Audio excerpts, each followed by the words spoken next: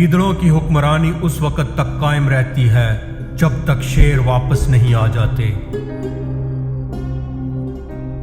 ہم یا تو غازی بنیں گے یا ہم شہید ہوں گے، مگر ہماری تلواروں کی جنگاریں ہزاروں سالوں تک سنائی دیں گی۔ ہمارے اسلاف کی داستانیں بچوں کو سلانے کے لیے نہیں بلکہ مردوں کو جگانے کے لیے سنائی جاتی ہیں۔ آزادی اور امن باتوں اور دعووں سے نہیں تلواروں سے حاصل ہوتے ہیں۔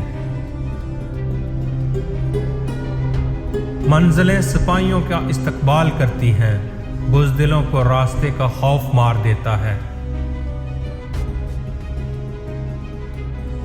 کمزوری دکھاؤ تو گیدڑ بھی شیر بن جاتا ہے۔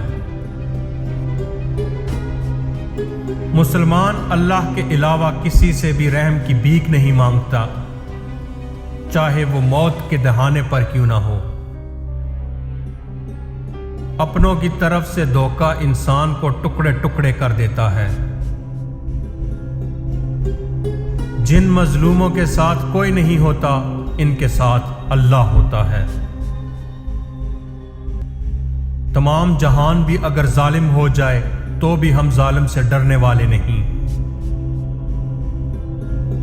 اگر آپ کا دل خالص و پاکیزہ ہے تو دنیا کی کوئی شیطانی قوت آپ کا محاصرہ نہیں کر سکتی۔ جب تک ہم اللہ کے راستے پر چلیں گے، کوئی بھی ہمیں ہمارے گھٹنوں کے بل نہیں گرا سکتا۔ میری ایک زندگی ہے اور وہ بھی میرے خدا کی ہے۔ حق کی راہ پر چلنے والوں کو میرا رب کبھی تنہا نہیں چھوڑے گا۔